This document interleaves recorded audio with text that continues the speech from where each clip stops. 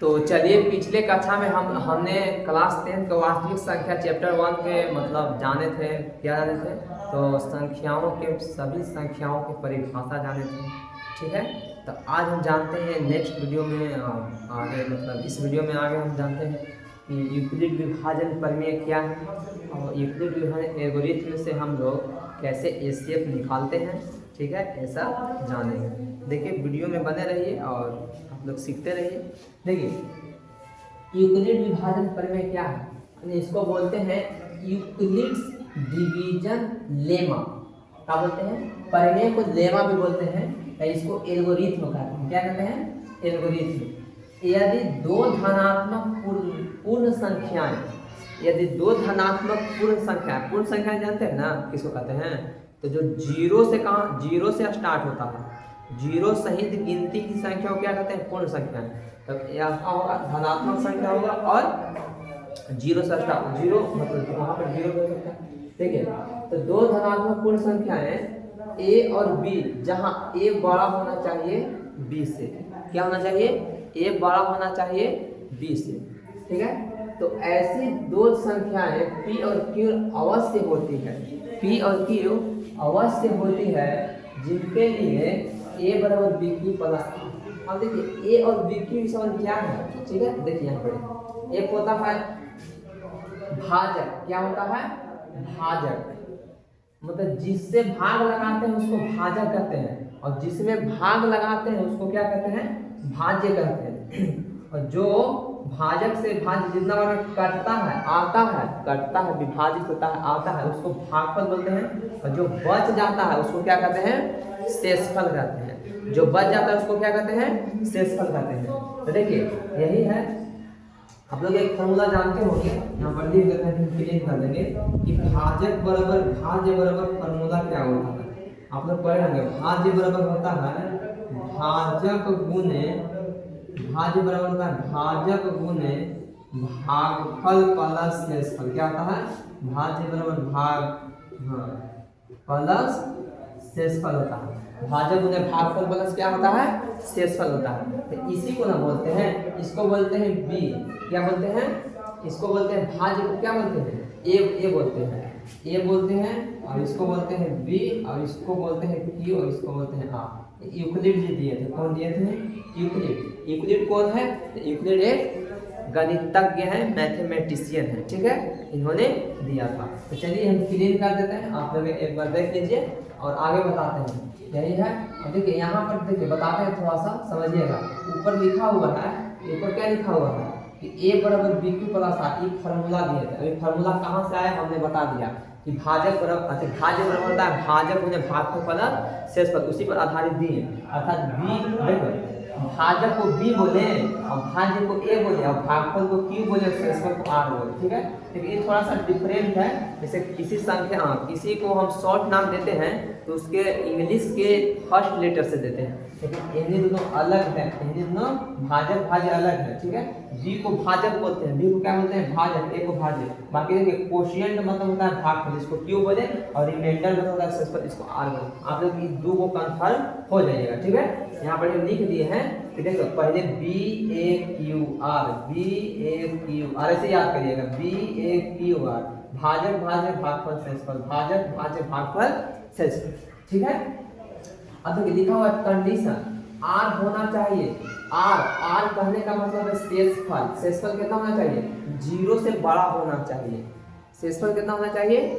Zero से बड़ा या बराबर। बताइए, कभी भाग बनाए आप लोग? बिल्कुल बनाए होंगे। तो भाग बनाए हैं तो शेषफल कितना आता है? जीरो आता है, या जीरो से कितना आता है? बड़ा। लेकिन बी से क्या आता है? छोटा। देखिए, जिधर मुंह खुला रहेगा वो बड़ा, जिधर मुंह खुला रहेगा, ओपन रहेगा, वो बड़ा होगा। देखिए, तुलना करने के लिए आता है, इसको बोलते हैं से बड़ा। चीज कौन सी है? से बड़ा, से बड़ा। अभी क्या है? से छोटा।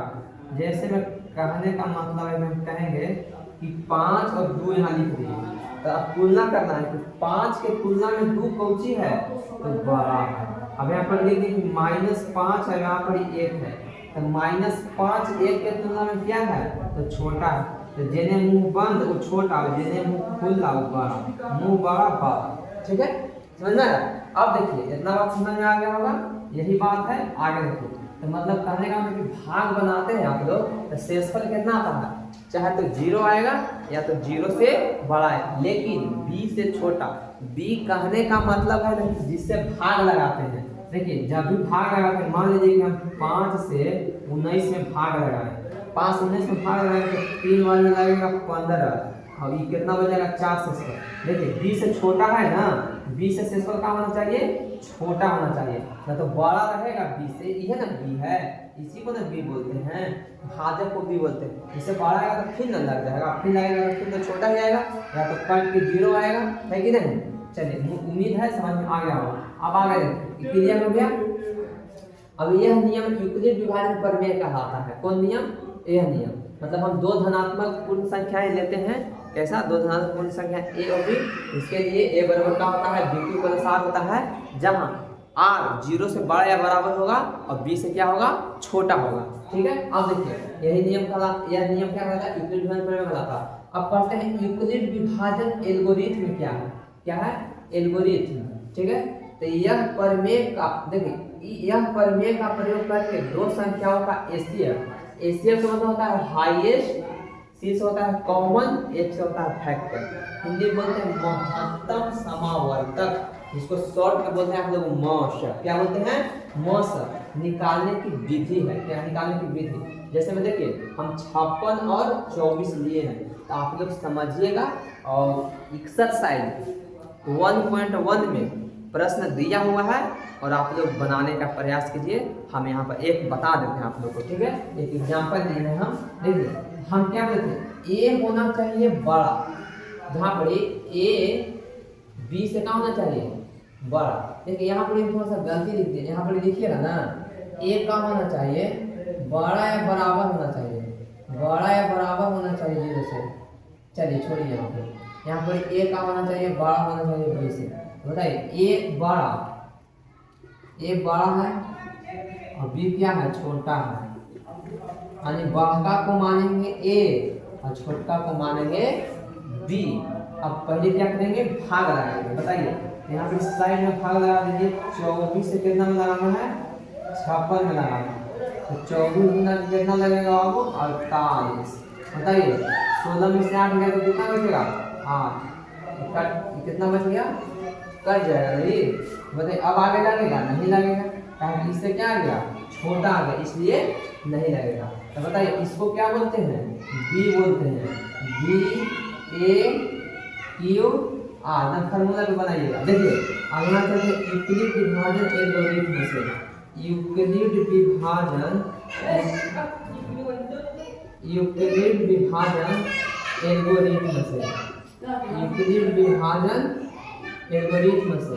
एल्गोरिथ्म क्या कहता है कि ए बराबर बी क्यू प्लस आर होना चाहिए। ए के मान कितना है, आप यहाँ देख सकते हैं, ए के मान कितना आया है, 56 आया है। अब बी, ठीक है, अब बी के मान कितना आया है, 24 है। अब क्यू तो जानते हैं, क्यू 2 आया है। अब आर कितना आया है, 8। अब देखिए आगे इतना समझ में आ गया होगा। अब आगे बनाएंगे ना, तो ई वाला को मानेंगे बी, याद रखिएगा, बी को मान लेंगे ए और आर को मान लेंगे बी। तो ए बराबर कितना हो जाएगा, 24, और बी बराबर कितना हो जाएगा, 8। याद रखिएगा, ऐसे बनाइएगा ना, तो आगे क्या मानना है, बी को ए मान लेना है। मतलब इधर वाला में जो बड़ा रहेगा उसको, चलिए बी को ए मान लेंगे, सॉरी बी को ए मान लेंगे, और बी और जो छोटा रहेगा ना, यानी आर को क्या मान लेंगे, शेषफल को बी मान लेंगे। और फिर यहाँ से भाग लगा दीजिए, यहाँ से भाग लगाइएगा, यानी 8 से 24 बार में लगाइएगा तो 3 बार में कट जाएगा 24। चलिए कट गया, और आर आ गया कितना, 0। तो ए बराबर बी प्लस आर में बैठाइएगा, इसी पर फार्मूला आगे। तो ए के मान कितना है, 24, तो 24 बराबर बी के मान कितना आया है, 8 गुने 3 प्लस 0। तो देखिए जब आर, जिस संख्या पर आर क्या आ जाता है, 0, ये जो बी इसका है ना, इसका